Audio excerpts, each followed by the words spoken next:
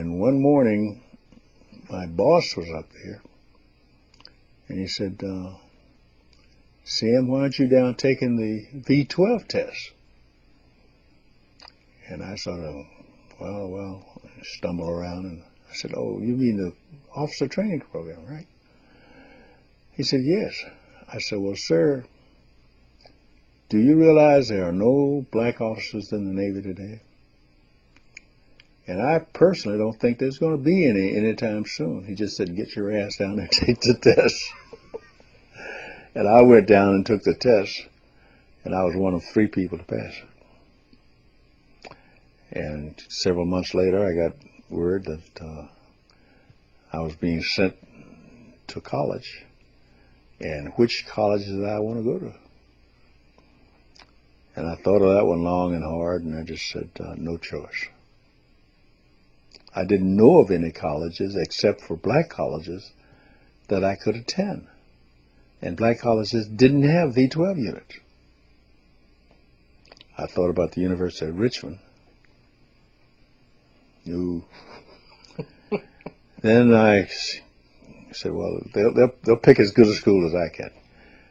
So all of a sudden my orders come back, and I go 100 miles away up to the University of Southern Cal. Yeah, you remember who played football at Southern Cal? The famous football player who killed his wife? Well, I got up there one morning, and I actually got there one afternoon, and unloaded my stuff, and they assigned me a room with 6 other white guys, as I recall, 7 or something like that. And I spent the night there, had 2 meals, I guess, there. And the next morning, someone came up and said, we're going to take you over to UCLA. Said, we think you came to the wrong school.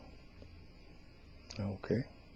So I packed all my stuff, got in a car, a truck really. They took me over to UCLA, and I went to UCLA, and nobody threw me off the campus, so I just stayed there. And what did you think when they came to make that transfer? Well, I didn't think about it for a long, long time. And then finally it dawned on me one day that O.J. Simpson hadn't gone to USC at that time and become the hero that he was. And so they were getting rid of just another old so-and-so. But in any event, it didn't bother me that much. I liked UCLA. UCLA was out in the country versus USC, which was in town, and I liked country schools. But in any event, I stayed there for 3 semesters, I believe. Now, how you said that you were put into a kind of dormitory setting, I guess, with 6 other young men who had passed the test, and they were all white. Yeah. How did they respond to you? I mean, you were the only black. Yeah, but we were all young guys, 20, 21, 22. In fact, I was probably older than any of the rest of them. And they treated me just like a gentleman, and I treated them the same way. Didn't have any problem at all.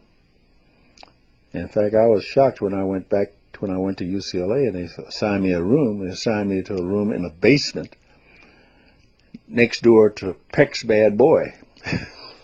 This guy was always in trouble doing something. And I got to say, now what the hell did I do to rate this? But anyway, we got along fine. He didn't bother me. I didn't bother him.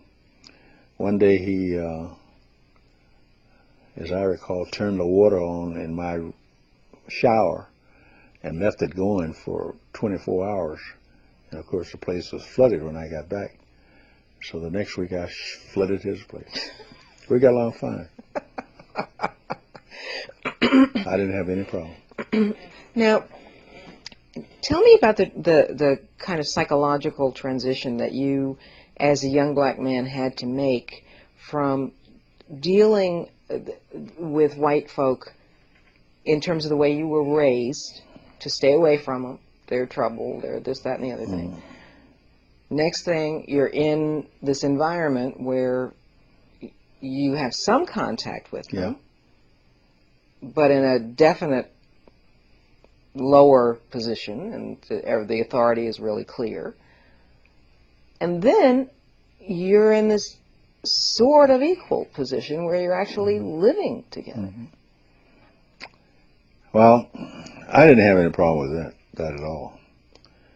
Now, whether they had any problem with that, I don't know, because nobody ever told me. I do know that every once in a while I'd hear some kind of a derogatory remark that would upset me for about 5 minutes, and I'd forget about that one and go on to the next thing. I didn't have any problems whatsoever. Did you Psychologically. Did you ever have any insecurities, momentary insecurities about competing on the same? No. No. No. If they could do it, I could do it. Is that just that natural self-confidence, or was Natural that your mother sitting on your shoulder saying? Natural self-confidence, plus my father told me that, son, if they can do it, you can do it. Yes, sir. No excuses. No excuses. So if your father wouldn't have exactly been sympathetic if you called him up and said, "These white people are really mean." Yeah, right. No, he would not have been sympathetic. Yeah. So you just if they can do it, wiped that one off and went on to the next thing. Yeah. So you were at UCLA for 3 semesters, and then what? You were at UCLA, you said, for 3 semesters. Yeah. Then what? Well, let's see, was it 3 or 2? 2 semesters, I guess. You see, we went on a 3-semester year in those days, and I got there something like November, and our semester went till about March, and then from March till June, and I got out in June. I had enough credit to go on to the next step. And the next step was Columbia University, which was the midshipman school. And I went on to Columbia University, and as I said, I'd been out there integrated, so far as I was concerned, for 6 months, and I liked it all right. And I just went on to the next step, kept being integrated. And suddenly one day I realized that I'm going to graduate from this big institution. And I did. I've forgotten what date it was now. I used to know. 14 December 1944. I think that's when it was I graduated. Was the graduation ceremony, was that the one that was held at St. John's Cathedral? Was that That's it? right. I understand that there were approximately 1,000 graduates, and you were the only black face. The only one in the school. That's right. You say that so calmly, like, no big deal. You know, I mean, that's an amazing thing to experience. I mean, I can't imagine, walking into this cathedral with 1,000 young men, and you're the only black face. Did you feel proud? Did you feel strange? What did you feel? Well, I felt quite proud, really, because I'd accomplished something that I knew in fact, I didn't think anybody else had ever done it, because nobody else had been under those same restraints. I did know that there were people who had gone to black people who had gone to the V-12 program, but whether any of them ever got to midshipman school, I didn't know that, and I knew a couple had busted out of V-12 school. But I felt pretty proud that my old dad could now stand up and says, "That's my boy," and feel proud too. How did you do it? I mean, how did you manage to do it when other young black men, granted few in number, but other young black men had tried and been busted out? I don't know. I really don't know why they busted out. Did you have some extraordinary self-control? No. I don't think it was self-control or anything else. It was a will to do it. And I didn't plan to fail. I wouldn't doubt that a couple of those guys had planned to fail.